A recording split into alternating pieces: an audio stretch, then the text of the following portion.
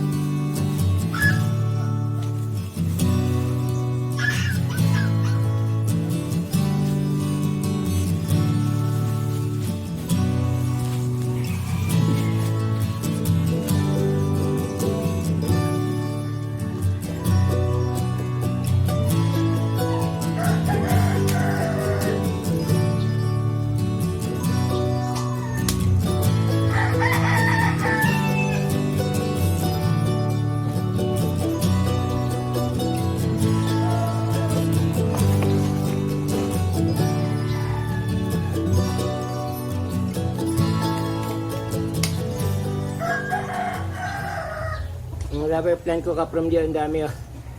Puputulin ko na lang.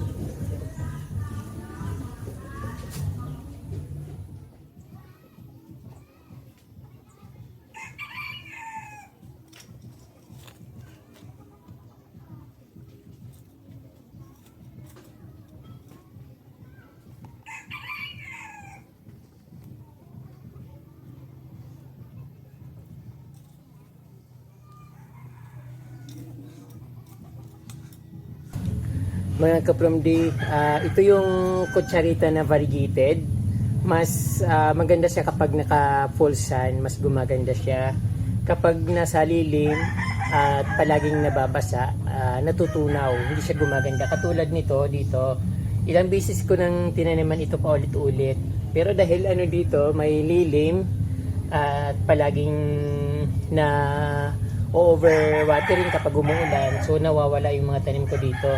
So ngayon naman kasi ka-from D ay magpi-February na, so paparating na yung summer at tinanggal ko na yung mga nakahambalang na mga kahoy dyan ng mga sanga, kaya sana gumanda na kasi sayang yung part dyan, napakaganda ng yung mga dyan pagkatubo, tapos yung dito sa kalahati wala kasi walang init. So ngayon Yun nga, pinutol ko na yung mga kahoy dito, yung mga, pati yung calabash, saka yung rubber plant na lemon lime, pinutol ko na. So, ayun, kaya halos wala ng mga matataas na puno dito, napakaliwanag na yung sa sunrise, tatama na rin dito.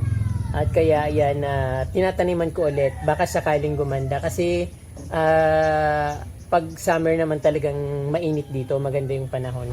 Kaya ito, pinupuno ko ng mga variegated na kutsarita.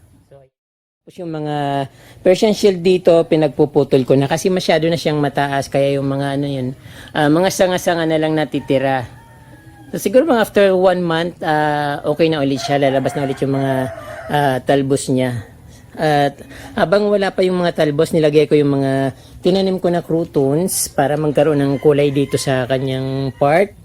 Ayan, maganda yung kutsarita dito kasi natatama siya ng araw. So, dahil wala ng mga nakahambalang ng mga puno, malaya na silang matatama ng araw at gaganda na sila ulit. So, yun yung copper plant dito. Hindi ko alam na tataas ito ng ganito. So, i-replant ko ito, puputulin ko ulit siya, then i-replant ko lang sa mga gilid-gilid ng para dumami. Diyan sa gilid ng mga ferns para gumanda. Kasi isa ito sa gusto kong halaman kasi makulay siya kahit na walang araw at magkaroon man, maarawan man or hindi, yung kulay niya hindi nagbabago. So maganda ang kulay niya. Ayan, so itatanim ko yung pinutol ko dito sa mga part na walang tanim.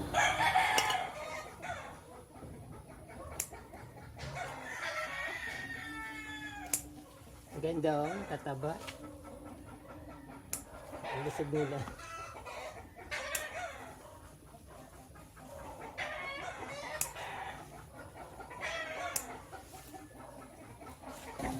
So, ibabalik ko lang din ito sa mga gilid-gilid niya.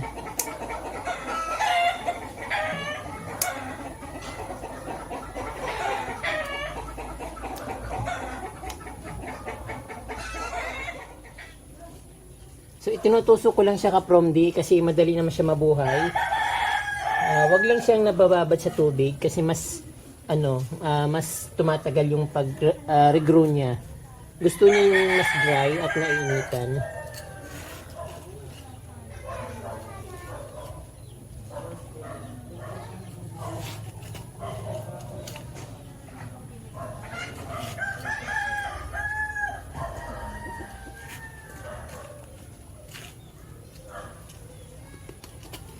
Maganda siya tingnan.